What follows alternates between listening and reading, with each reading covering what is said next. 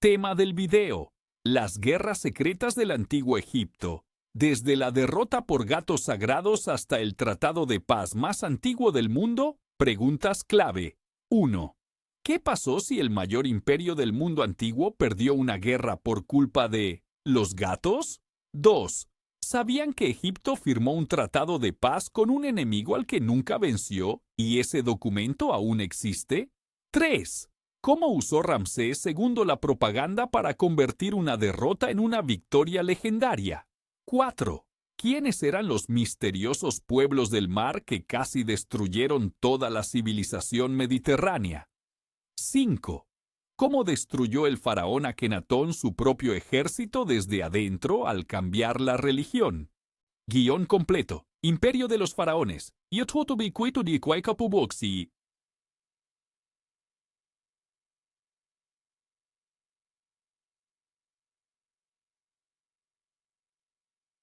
Imagina por un momento que eres un general persa. Tienes ante ti uno de los ejércitos más poderosos de la antigüedad. Detrás de esas murallas te espera el corazón del imperio egipcio con sus dioses, sus sacerdotes y sus guerreros entrenados durante generaciones. Tienes todo en contra. Y sin embargo, tienes un plan.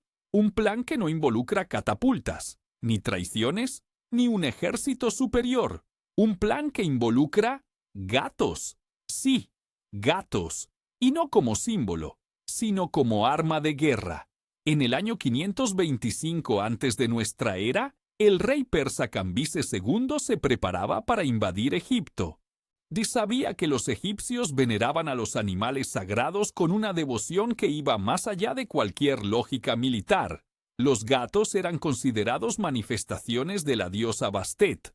Matarlos o herirlos era un sacrilegio que podía costarle la vida al propio atacante. Y Cambises lo sabía. Según relatos de historiadores de la antigüedad, ordenó a sus soldados que llevaran gatos en sus escudos, que marcharan hacia el campo de batalla con animales sagrados en sus brazos. Los arqueros egipcios levantaban sus arcos y se detenían. Los comandantes ordenaban atacar y los soldados dudaban. El resultado fue una de las capitulaciones más inexplicables de la historia militar. Y esa es solo la primera de las increíbles historias que te traemos hoy. Bienvenidos a Imperio de los Faraones, el canal donde el pasado nunca muere. En donde cada piedra esconde un secreto, cada batalla guarda una mentira oficial, y cada faraón que creías conocer tiene una historia que los libros se olvidaron de contarte. Hoy vamos a sumergirnos en las guerras más extrañas, más brutales y más fascinantes del antiguo Egipto. Desde ejércitos detenidos por la fe hasta tratados que hoy cuelgan en las paredes de la sede de las Naciones Unidas. Desde faraones que convirtieron sus derrotas en monumentos de victoria hasta civilizaciones enteras que desaparecieron del mapa y cuyo nombre aún no sabemos con certeza. Esto no es historia de manual. Esto es la verdad que se ocultó durante milenios. Y antes de continuar, queremos pedirte algo muy importante. Si este video te atrapó desde las primeras palabras, suscríbete ahora mismo al canal. Porque lo que vamos a contarte a lo largo de estos minutos cambiará la manera en que ves al antiguo Egipto para siempre. Y si ya estás suscrito, deja tu comentario al final del video. No lo ignores. Ese comentario nos dice quiénes somos, hacia dónde vamos y qué temas quieres que exploremos juntos. Cada opinión tuya es una brújula para nosotros. Después de ver el video completo, cuéntanos, ¿cuál de estas historias te parece más increíble? ¿Y cuál crees que la historia oficial aún nos está ocultando? ¡Que disfrutes el viaje! En este video vamos a recorrer juntos algunas de las historias más impactantes de la historia militar y diplomática del antiguo Egipto. Vamos a responder preguntas que muchos se han hecho pero que pocos conocen en profundidad. ¿Cómo fue posible que un ejército entero se rindiera ante gatos? ¿Qué hay detrás del tratado de paz más antiguo del mundo, firmado entre Ramsés II y los hititas, después de una batalla que ninguno de los dos ganó realmente? ¿Cómo convirtió el gran faraón Ramsés II una trampa mortal en la leyenda de su mayor victoria? ¿Quiénes fueron los pueblos del mar? Esos invasores misteriosos que borraron imperios del mapa pero cuya identidad sigue siendo un enigma para los historiadores. Y cómo el faraón hereje Akenatón destruyó desde adentro la maquinaria militar más poderosa del mundo antiguo, simplemente cambiando los dioses que se adoraban. Todo eso y mucho más está por venir. Prepárate. Y capítulo 1. El arma más extraña de la historia militar. Antes de contarte lo que pasó en Pelucio en el año 525 antes de nuestra era, necesitas entender algo fundamental sobre el alma del antiguo Egipto. Para los egipcios, los animales sagrados no eran simplemente mascotas o símbolos decorativos, eran encarnaciones físicas de los dioses. Matar a un gato podía considerarse un crimen de igual gravedad que matar a un sacerdote o profanar un templo.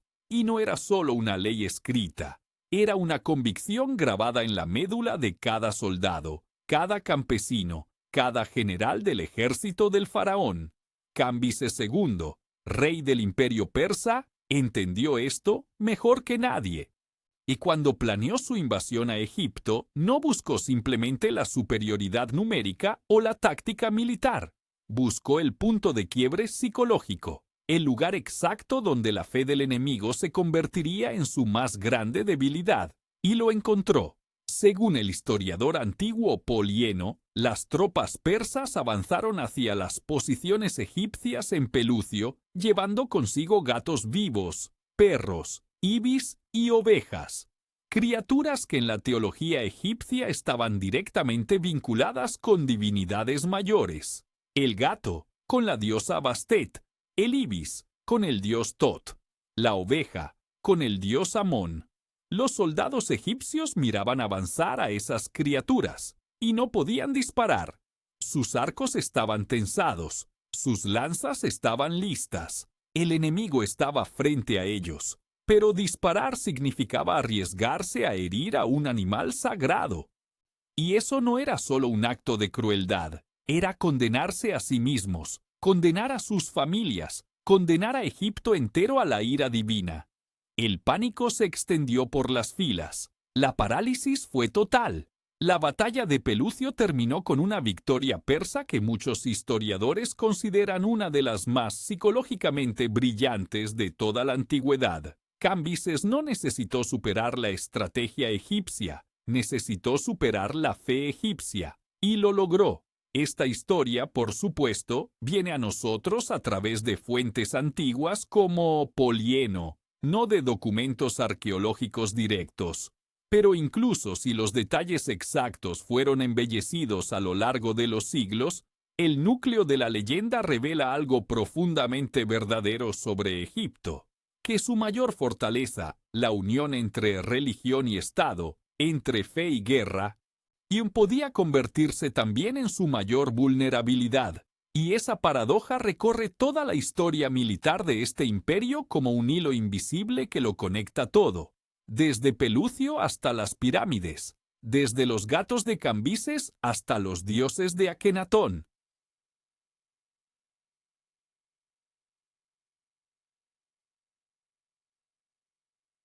Capítulo 2. El tratado de paz más antiguo del mundo. Ahora bien, si hay una historia que demuestra que Egipto era mucho más que fuerza bruta y dioses guerreros, es esta. Imagina el siguiente escenario. Dos de los imperios más poderosos del mundo antiguo se enfrentan en una batalla que durará años. Ninguno puede destruir al otro. Ninguno puede lograr una victoria decisiva. El conflicto consume recursos, vidas humanas y territorios estratégicos. Y entonces, en lugar de seguir combatiendo, deciden hablar, y lo que sale de esa conversación se convierte en el documento diplomático más importante que la humanidad ha producido jamás. En el año 1258 antes de nuestra era, el faraón egipcio Ramsés II y el rey hitita Hattusili III firmaron lo que hoy conocemos como el Tratado de Kadesh, o más precisamente, el tratado de paz que siguió a la batalla de Kadesh, librada 16 años antes, en el año 1274 antes de nuestra era. ¿Por qué este tratado es tan extraordinario? porque es el primer tratado de paz internacional escrito que se conoce en la historia de la humanidad. No hay nada anterior que pueda compararse con él en términos de alcance, detalle y formalidad diplomática. El documento contenía cláusulas que hoy nos resultan perfectamente modernas. Primero, el acuerdo de no agresión entre ambas potencias. Ni Egipto atacaría a los hititas, ni los hititas atacarían a Egipto. Segundo, el reconocimiento mutuo de fronteras y de territorios de influencia. Tercero, una cláusula de defensa colectiva. Si una tercera potencia atacaba a Egipto, los hititas debían acudir en su ayuda, y viceversa. Cuarto, el compromiso de extradición de fugitivos y traidores que cruzaran las fronteras entre ambos reinos. Todo esto en el segundo milenio antes de nuestra era. Pero hay algo más que hace a este documento absolutamente único. El tratado sobrevivió hasta nuestros días en dos versiones diferentes. La versión egipcia fue grabada en las paredes de los templos de Karnak y el Ramesseum. De la versión hitita fue descubierta en tablillas de arcilla escritas en acadio, el idioma diplomático de la época, durante las excavaciones en Hattusa, la capital del imperio hitita, en el actual territorio de Turquía.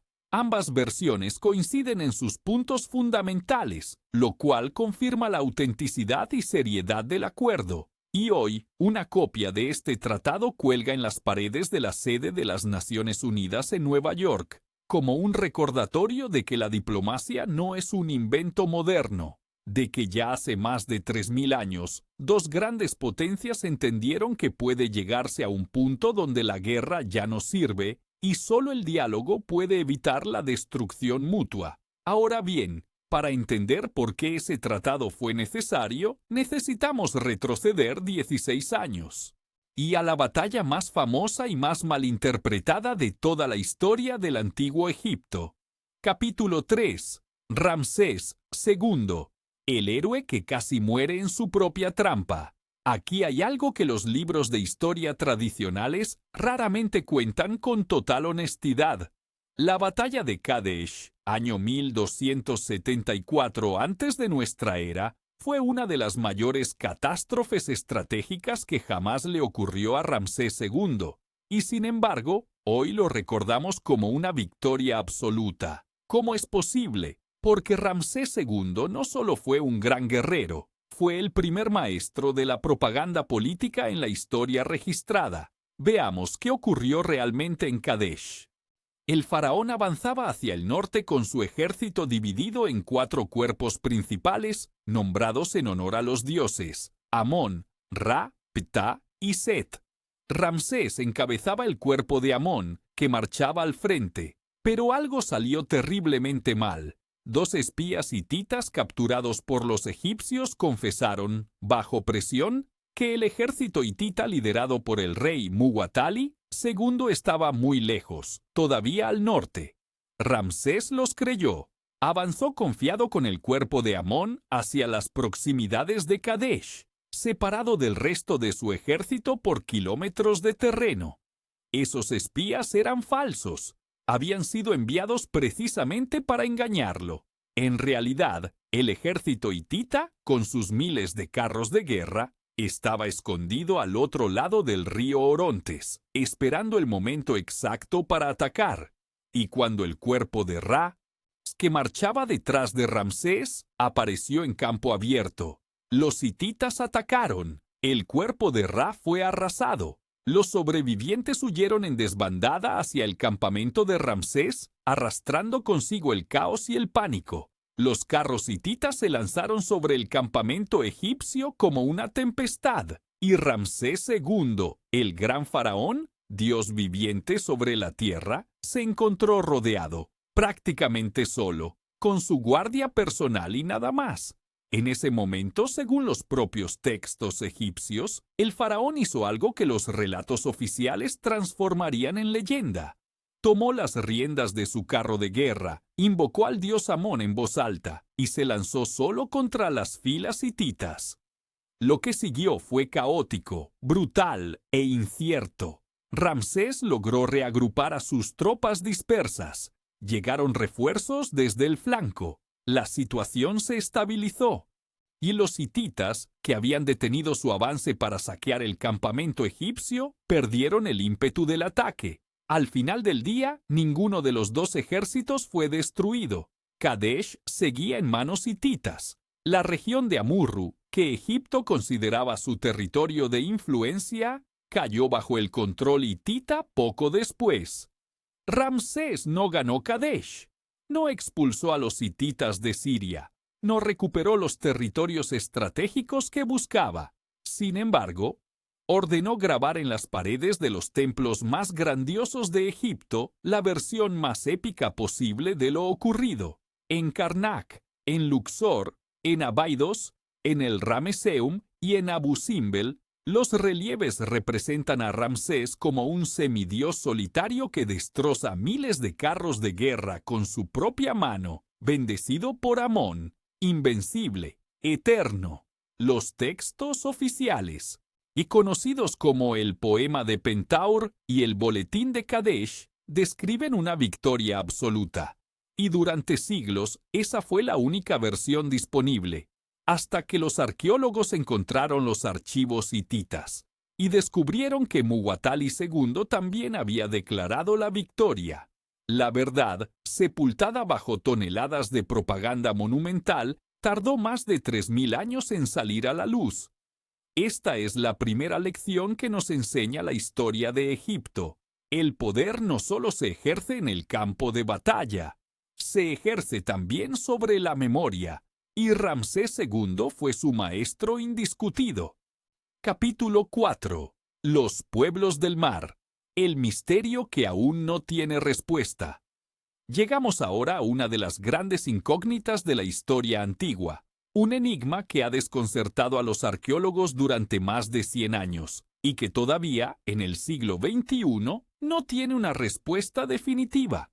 Alrededor del año 1200 antes de nuestra era, algo ocurrió en el Mediterráneo oriental que los historiadores llaman el colapso de la Edad del Bronce.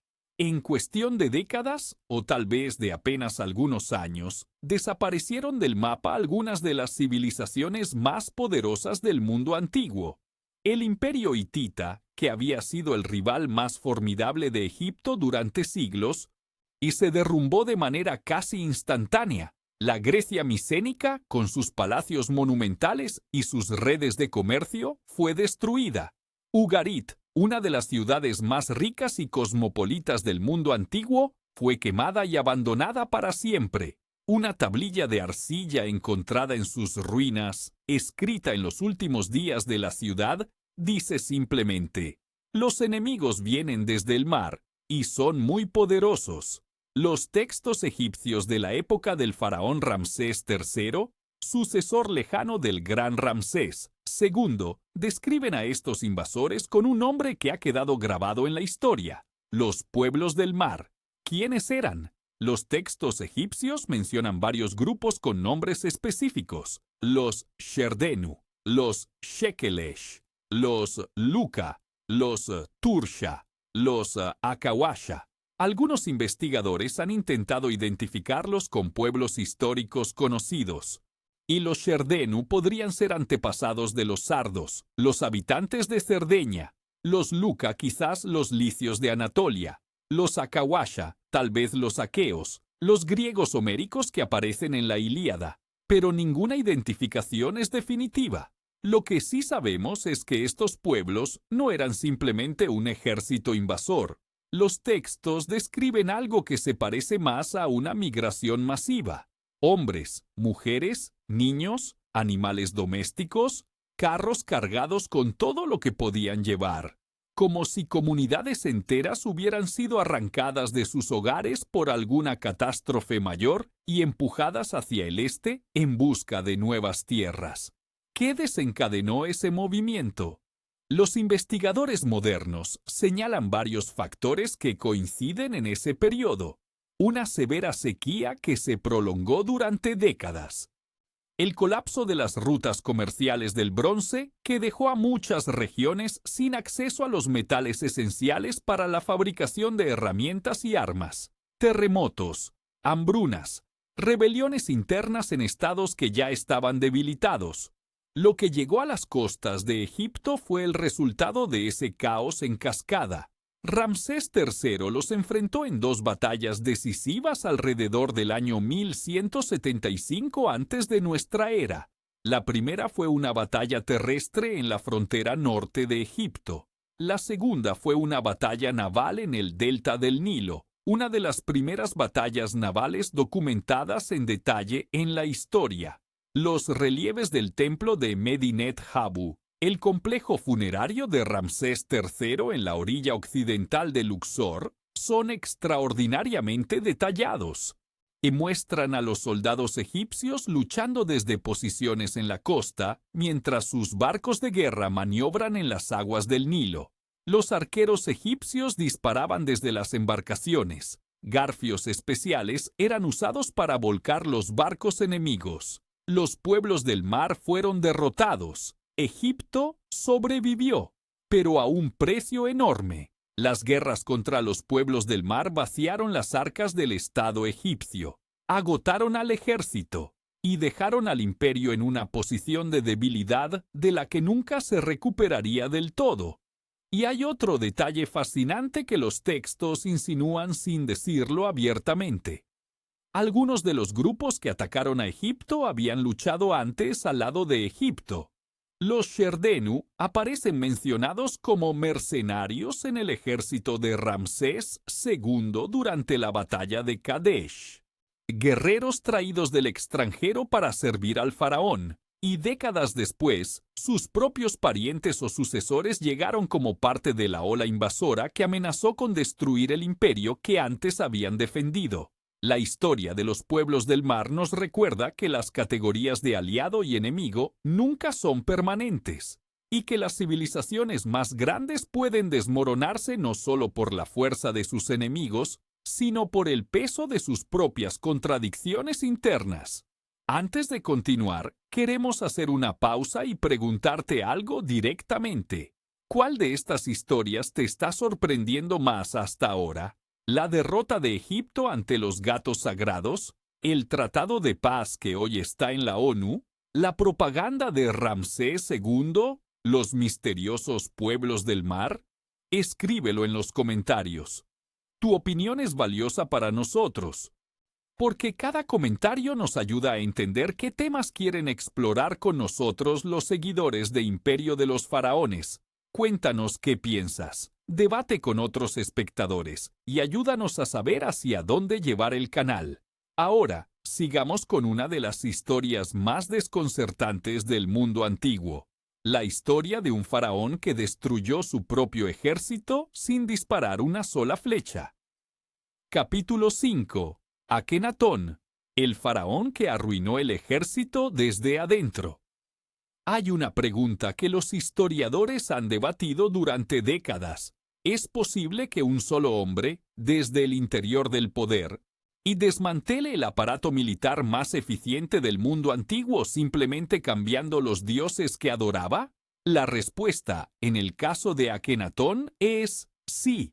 Y lo que ocurrió durante su reinado es una de las lecciones más perturbadoras de toda la historia egipcia.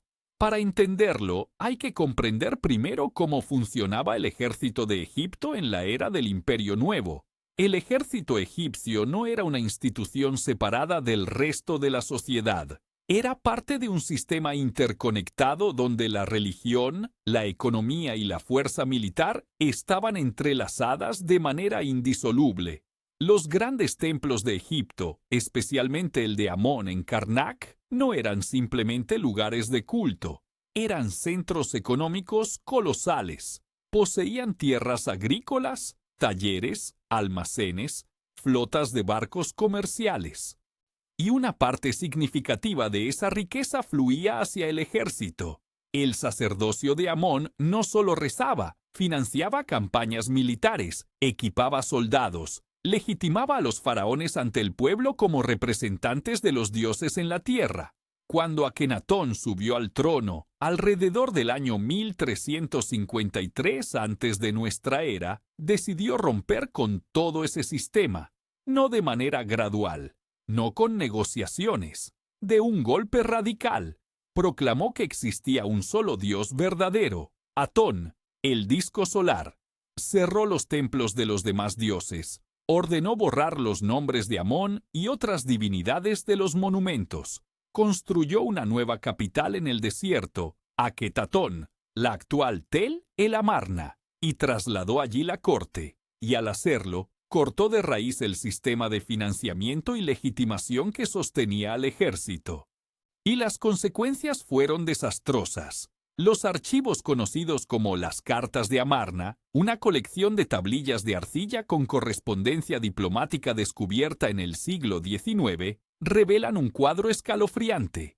Los gobernadores vasallos de Egipto en Canaán y Siria escribían una y otra vez al faraón pidiendo ayuda. Las ciudades estaban siendo atacadas. Los territorios se perdían. Los aliados se pasaban al bando hitita. Y Akenatón, encerrado en su nueva ciudad sagrada, respondía con cartas sobre la fe en Atón, pero enviaba cada vez menos soldados. El reino de Amurru, un vasallo estratégico crucial para el control de Siria, abandonó la órbita egipcia y se entregó a los hititas. Otros gobernadores locales hicieron lo mismo. El ejército que recibió en herencia el sucesor de Akenatón, el joven Tutankamón, y que era una sombra del que había existido bajo los grandes conquistadores de la 18ª dinastía. Y cuando finalmente murió Tutankamón, el resultado del vacío de poder fue revelador. Egipto no fue gobernado por un príncipe de sangre real. Fue gobernado sucesivamente por 3 generales militares. Primero Ay, que había sido consejero de Akenatón. Luego Horemheb, el gran general del ejército, que pasó años intentando reconstruir la maquinaria militar y borrar sistemáticamente de los registros históricos cualquier mención de Akenatón y sus sucesores inmediatos. El daño fue tan profundo que los faraones de la 19ª dinastía, incluyendo al propio Ramsés II, tuvieron que invertir décadas en recuperar territorios que Akenatón había perdido por negligencia y descuido estratégico. La revolución religiosa de Akenatón fue, y en términos militares y geopolíticos, una catástrofe de proporciones históricas. Y al mismo tiempo, desde un punto de vista filosófico e intelectual, fue uno de los experimentos más audaces y fascinantes de la historia humana. Un hombre que intentó reordenar el universo según su propia visión del mundo, y que, al hacerlo, casi destruyó el universo que le habían dejado en herencia. Capítulo 6. Traiciones en el campo. Deulo 6. Traiciones en el campo de batalla. Cuando los aliados se convertían en enemigos. Hay otro aspecto de las guerras del antiguo Egipto que rara vez aparece en los relatos populares: el factor humano de la traición. Porque los ejércitos del mundo antiguo no eran monolitos de lealtad absoluta, y eran organismos complejos, llenos de tensiones políticas, rivalidades personales, promesas incumplidas y cálculos de supervivencia. Y Egipto, con su vasto imperio y sus docenas de aliados y vasallos, era especialmente vulnerable a ese tipo de fragilidad interna. Uno de los ejemplos más dramáticos ocurrió en el año 1516, después de nuestra era, en la batalla de Marj Dabik, cuando el imperio mameluco enfrentaba la invasión otomana. El gobernador de Alepo, un hombre llamado Kair Bey, tenía un secreto que sus propios camaradas no conocían. Había negociado en secreto con el sultán otomano Selim I, y cuando la batalla alcanzó su punto más crítico, Kair Bey retiró a sus tropas del campo de batalla. En plena lucha, el efecto fue inmediato y devastador. Las líneas mamelucas se desmoronaron. El sultán Al-Ghuri murió en combate. Siria cayó en manos otomanas, y Kair Bey, el traidor, fue recompensado con el nombramiento de gobernador otomano de Egipto. Pero la traición en los ejércitos egipcios tenía raíces mucho más antiguas. Incluso en la era del Imperio Nuevo, los vasallos cambiaban de bando con regularidad desconcertante. El reino de Amurru, como ya mencionamos, cambió su lealtad entre Egipto y los hititas varias veces en el lapso de pocas décadas. La lógica era fría y pragmática. El vasallo seguía al más fuerte, al que tenía el ejército más cercano, al que podía ofrecer protección real en lugar de promesas escritas en papiro. Y también estaban los mercenarios. Egipto utilizó masivamente a guerreros extranjeros a partir del Imperio Nuevo. Los Sherdenu, los nubios, los libios, y soldados traídos de las fronteras del mundo conocido para reforzar los ejércitos del faraón. Algunos de estos mercenarios fueron extraordinariamente leales. Otros tomaban sus propias decisiones cuando los vientos del poder cambiaban de dirección. Durante la conquista árabe del siglo VII de nuestra era, el comandante Amr ibn al-As inició su campaña con apenas 4.000 hombres, un número ridículamente pequeño para enfrentarse al ejército del Imperio Romano de Oriente en Egipto. Pero a lo largo de la marcha su fuerza creció de manera inesperada. Beduinos del Sinaí que buscaban botín, aventureros y errantes que aceptaban las promesas de recompensa del comandante árabe, desertores persas y romanos que habían cambiado de fe y buscaban un nuevo señor. La conquista árabe de Egipto no fue solo una victoria militar, y fue también la historia de un imperio romano de Oriente tan impopular entre su propia población que una parte significativa de los habitantes del país vio en los invasores árabes a posibles liberadores del yugo fiscal y religioso que los aplastaba. El gobernador imperial Ciro de Alejandría, a quien sus propios contemporáneos acusaron de traición, negoció con los árabes en secreto durante meses antes de que cayera la última resistencia organizada. La historia de las guerras de Egipto, en todos sus periodos, está llena de esas figuras ambiguas. Hombres que no eran simplemente traidores ni simplemente héroes, sino seres humanos atrapados entre lealtades imposibles y opciones brutales. Capítulo 7. Cleopatra y el fin de 3.000 años de faraones.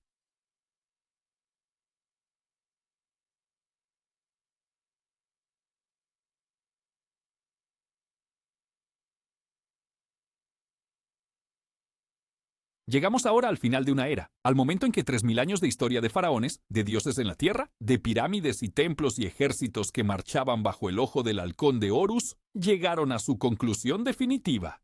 El año 30 antes de nuestra era, Roma y Egipto se enfrentaban en la batalla final. No fue realmente una batalla en el campo de campaña. Fue el colapso gradual de un reino que había durado demasiado tiempo para seguir existiendo en el mundo que lo rodeaba. Marco Antonio y Cleopatra VII, la última reina del linaje ptolemaico, habían unido sus fuerzas contra Octaviano y el hombre que se convertiría en el primer emperador de Roma bajo el nombre de Augusto. Pero la alianza entre el general romano y la reina egipcia tenía grietas que ningún amor y ninguna ambición podían reparar. Las deserciones se multiplicaron, los aliados se alejaron. El tesoro de Egipto, que durante siglos había sido la envidia del mundo, comenzaba a agotarse. En la batalla de Accio, en el año 31 antes de nuestra era, la flota combinada de Marco Antonio y Cleopatra fue derrotada por las fuerzas de Octaviano. Marco Antonio huyó hacia Egipto. Cleopatra lo siguió. El desenlace era inevitable. Cuando las tropas de Octaviano entraron en Alejandría sin encontrar resistencia real, Marco Antonio, creyendo falsamente que Cleopatra había muerto, se quitó la vida. Y Cleopatra, la última faraona, y se enfrentó al peor escenario que podía imaginar. No la derrota, no la muerte, sino el cautiverio. Octaviano planeaba llevarla a Roma como el trofeo vivo de su victoria. Hacerla desfilar encadenada por las calles de la ciudad más poderosa del mundo, exhibirla ante el pueblo romano como prueba de la grandeza de su conquista. Para Cleopatra, descendiente de los dioses, soberana de la tierra del Nilo, esa humillación pública era incompatible con todo lo que ella era o representaba, y tomó su decisión. Los relatos antiguos, especialmente los de Plutarco, describen su muerte como serena y deliberada. una reina que eligió salir de la historia en sus propios términos. Los detalles exactos de cómo ocurrió han sido debatidos durante siglos. La leyenda de la serpiente, el áspid como instrumento de su muerte voluntaria, y puede ser tanto historia real como metáfora poética. Lo que sí es cierto es que con su muerte, el linaje de los faraones terminó. Egipto se convirtió en provincia romana, y el sistema de 3000 años de reyes divinos, de templos como centros del universo, de ejércitos marchando bajo los estandartes de Amón y Ra y Horus, dejó de existir para siempre. El mundo que conocemos, con todos sus imperios y guerras y tratados de paz y traiciones y revoluciones religiosas, fue construido sobre las ruinas de esa civilización extraordinaria. Antes de llegar al final de este recorrido, queremos hacer una última pausa. Hemos viajado juntos desde los gatos de Cambises hasta la muerte de Cleopatra, desde el tratado más antiguo del mundo hasta el colapso de los pueblos del mar, desde la propaganda de Ramsés hasta la revolución de Akenatón. Si alguna de estas historias te ha sorprendido, desconcertado o hecho ver el mundo antiguo con nuevos ojos, ese es exactamente el propósito de este canal. Cuéntanos en los comentarios cuál fue el momento del video que más te impresionó. ¿Creías que Ramsés II había ganado la batalla de Kadesh? ¿Sabías de la existencia del Tratado de Kadesh antes de hoy? ¿Te parece posible que una civilización entera se paralizara por miedo a herir a un gato sagrado? Escríbelo. Tu comentario alimenta este canal y nos ayuda a seguir trayendo las historias que la historia oficial suele olvidar. Capítulo 8. Lo que la historia oficial no siempre cuenta. A lo largo de todo este recorrido, hay un patrón que se repite una y otra vez en la historia de las guerras de Egipto. Un patrón que vale la pena nombrar directamente. La versión oficial rara vez es la versión completa. Ramsés II mandó grabar en piedra una versión de la batalla de Kadesh, que era, en el mejor de los casos, una verdad a medias. El gobernador Kair Bey pasó a la historia en los registros egipcios como traidor, pero en los registros otomanos como hombre inteligente y leal.